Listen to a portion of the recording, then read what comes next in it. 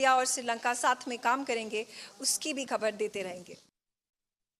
आगे बढ़ेंगे। AIMPLB ने राष्ट्रपति को चिट्ठी लिखी है। वक्फ बिल पर तुरंत मुलाकात का समय मांगा है।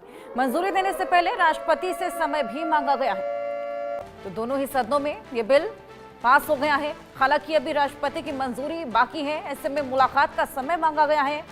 मंजूरी देने से पहले राष्ट्रपति से समय की मांग की गई है। AIMPLB ने राष्ट्रपति को ये चिट्ठी लिखी है, जहां पर वक्फ बिल पर तुरंत मुलाकात का समय मांगा गया है।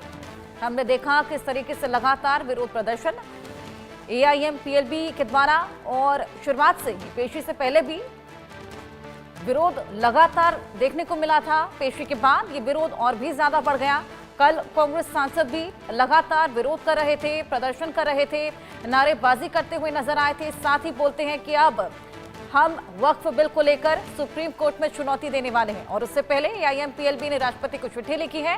जिस तरीके से दोनों ही सदनों में बिल पास हो गया है, अब इस बिल को मंजूरी मिलना बाकी है राष्ट्रपति की, और उससे पहले तुरंत ही मुलाकात का समय AIMPLB द्वारा मांगा गया है।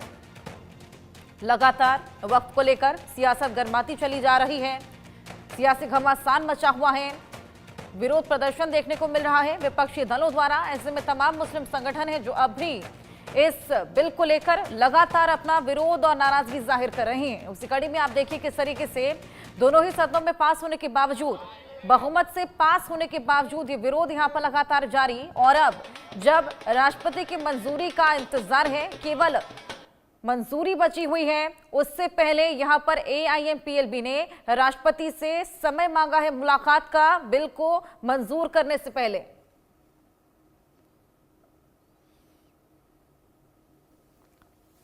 विरोध, सवाल और सियासी बवाल के बीच वक्फ संशोधन विधेयक संसद में दोनों सदनों में पास हो गया, लेकिन अभी वक्फ पर लड़ाई खत्म नहीं हुई।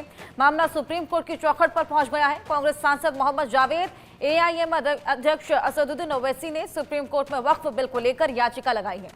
दावा किया कि यह बिल संवैधानिक प्रावधानों का उल्लंघन करता है। हालांकि अब सुप्रीम कोर्ट तय करेगा कि बिल संवैधानिक प्रावधानों का उल्लंघन करता है या फिर नहीं। जल्द ही इस मसले पर सुनवाई हो सकती है, लेकिन सवाल यह कि वक्फ संशोधन विधेयक से विपक्ष को आखिर ऐतराज क्यों है, ये रिपोर्ट देखिए। तो मैं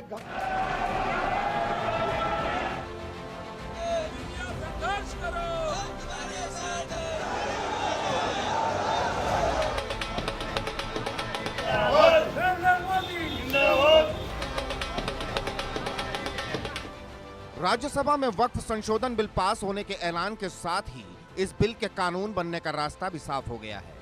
लेकिन सरकार की चुनौती यहीं खत्म नहीं हुई। अब वक्फ पर लड़ाई कानून की चौखट पर होगी। वजह है, विपक्ष के कई नेताओं ने इस बिल को देश की सबसे बड़ी अदालत में चुनौती दी है। मुस्लिमों की रहनुमाई का दावा करने वाले AIMIM प्रमुख असदुद्दीन ओवैसी ने सुप्रीम कोर्ट में याचिका दाखिल की। वहीं all India Muslim personal law board पहले ही वक्फ संशोधन बिल को सुप्रीम कोर्ट में चुनौती देने का ऐलान कर चुका है। बोर्ड के सदस्य मोहम्मद अदीब ने कहा कि जब तक ये कानून वापस नहीं हो जाता, हम चैन से नहीं बैठने वाले। इसके अलावा बिहार के किशनगंज से कांग्रेस सांसद मोहम्मद जावेद ने वक्फ संशोधन विधेयक की वैधता को चुनौती देते हुए सुप्रीम कोर्ट का रुख किया। उन्होंने दावा किया कि ये संवैधानिक प्रावधानों का उल्लंघन करता है।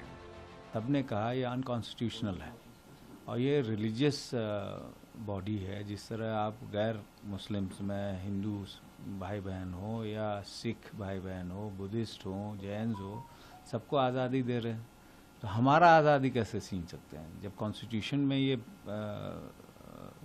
सेफगार्ड है हमारे लिए, तो ये वायलेशन कैसे आप कर सकते हैं?